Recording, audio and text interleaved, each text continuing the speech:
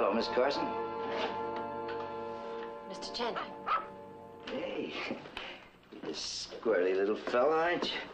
This is Rachel's dog, isn't it? Yes. A healthy enough looking guy. It's awful nice of you to give it to Rachel, Miss Carson. I didn't. Is there something I can help you with, Mr. Chandler? Yeah, I wanted to get a copy of a hunting and fishing magazine. We used to have a subscription. We all lived on the farm, but, well...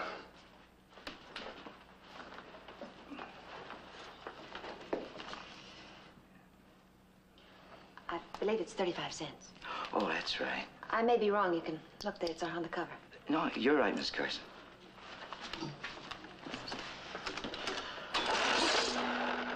Is there something else I can do for you? I guess I could buy a book, but I'm afraid I haven't done much reading, except for the Bible.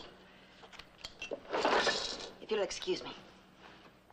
Miss Carson, I don't mean to bother you, but I'm not very good at pretending, and I've got to mention to you that I don't know exactly what I did to upset you and Rachel this morning when I looked in the window, but... Why don't we just forget it, Mr. Chandler? Oh, when I saw the look on Rachel's face after she saw me, I took off. It made me feel kind of, well, guilty. I don't mind that if I at least know what I should be guilty about, you know what I mean? I really don't know what to tell you, Mr. Chandler. Well, Miss Carson, if you don't mind my saying so, you got to tell me if I did something wrong. Otherwise, I'll keep to staying off the streets and thinking I'm some kind of monster that people run away from when they see me. Well, Rachel was obviously upset. Well, that's putting it kindly, but why is what's bothering me. I don't know. I didn't think I did or said anything to upset Rachel last time I saw her. Well, I guess it's just one of those phases kids go through. She sure has changed from the way she used to be. Yeah, that must be it. She's going through her unpredictable phase, isn't that what they call it? Next week, I guess she'll be baking me a cake or something like that. Well, thanks for taking a load off my mind, Miss Carson. Goodbye, Mr. Chandler.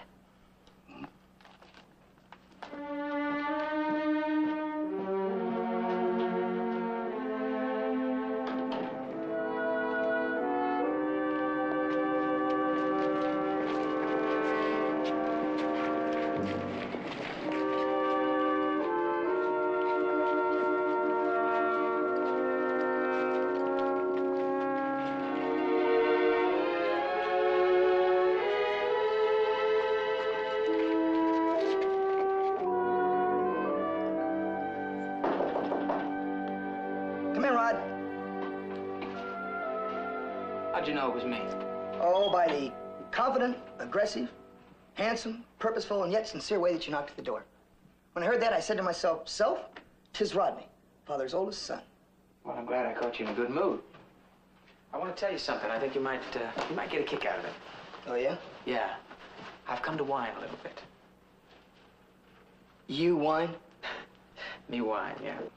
Listen, this also may sound very familiar. Dad came to see me. Chopped me to ribbons. Told me that I was hiding, that I was running away from life and responsibility. I told him that I was glad to be out of my grandfather's house and enjoying my new independence and freedom. He told me that it was a big, fat, thumb-sucking cop-out.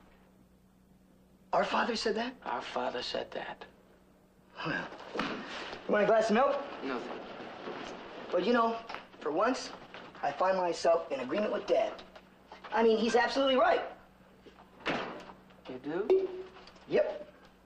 But you were always Joe Independent, the guy who would never get in line, the guy who put down anybody who conformed. Now, all of a sudden, you've changed your tune. Well, with you, independence, freedom, rebellion, it's all a pose, a posture. Oh, is that right? Yeah, you're not the uncommitted man. You're an executive type, a guy with money in the bank, a wife, children, house, and a dog, and a mortgage attached. You're a Rodney. Look, Norman, I can do anything I want to do. No, you can't. Look, don't get defensive. I'm not putting you down. I'm building you up. Thank you, Norman Freud. All right, let's look at the facts. You've got Sandy for fun and games. You've got Rachel to take long walks with and goodnight kisses. And then, if you offended either one of them, you'd be right there with a freshly ironed handkerchief and everything a responsible young man has to offer. You know, I didn't come here for a lecture. Well, you did want a wine, didn't you? All right, answer me one question. What do you want out of life? What do I want out of life? No commitments, no involvements, that's all. Okay. That takes care of the negative things. Now, what about the positive things? What about a job with a good future? What about a wife, children, a castle? Everything you told me was so important. Well, that's easy for you to throw at me. I mean, you lucked out. You have Rita. I do, huh? That's funny. I had a little talk with Dr. Rossi a while ago. And he said that there's something wrong with Rita's heart. What? Well, I knew she was supposed to take it easy. But I don't know. Maybe he was just trying to let me down slowly. what else did he say? Just that her condition could get worse. But her condition didn't necessarily have to deteriorate. With proper care, she could... Well, go on. I mean, she has to have checkups all the time, and she can't get emotionally or have physical strain. We have to have lots of luck. Look, she's gonna be all right. She'll be fine. Sure, I know. She'll be fine. Sure. Now, she can't work anymore, so you're gonna have to put in a couple of extra hours at the garage. And I don't want any proud-mouth dialogue out of you, okay? Rod, I'm so scared that I could kick myself. Knock it off.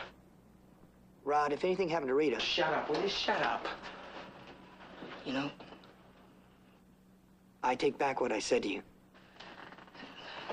Be the uncommitted, uninvolved guy, and don't get mixed up with a tender, gentle, sweet little girl like Rita. They'll just trap you, and they'll love you, make you need them, and make you want them around all the time. Forever. But it's beautiful. Except times like this. It hurts so bad. Right? It hurts so bad.